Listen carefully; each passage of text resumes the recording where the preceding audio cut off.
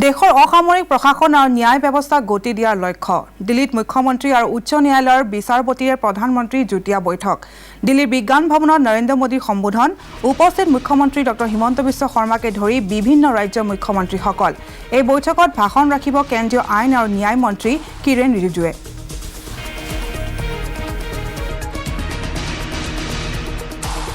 आजादी के इन 75 सालों ने जुडिशरी और एग्जीक्यूटिव दोनों के ही रोल्स और रिस्पांसिबिलिटीज को निरंतर स्पष्ट किया है।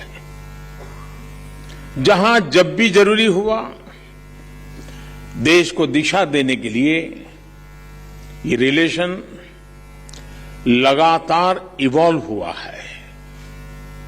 आज आजादी के अमृत महोत्सव में जब देश नए अमृत संकल्प ले रहा है,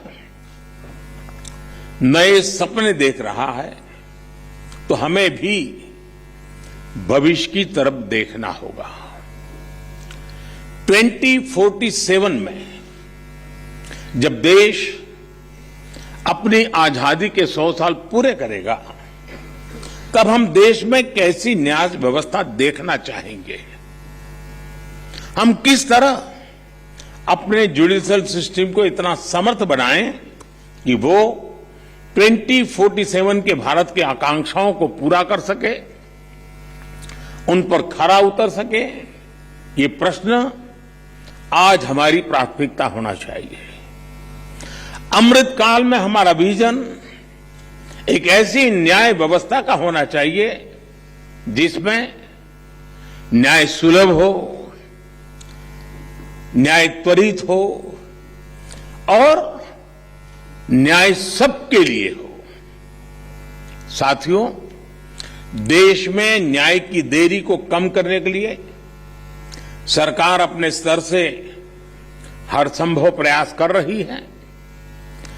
हम जुडिशियल स्ट्रेंथ को बढ़ाने के लिए प्रयास कर रहे हैं। जुडिशियल इंफ्रास्ट्रक्चर को बेहतर करने की कोशिश चल रही है। केस मैनेजमेंट के लिए आईसीटी के इस्तेमाल की शुरुआत भी की गई है।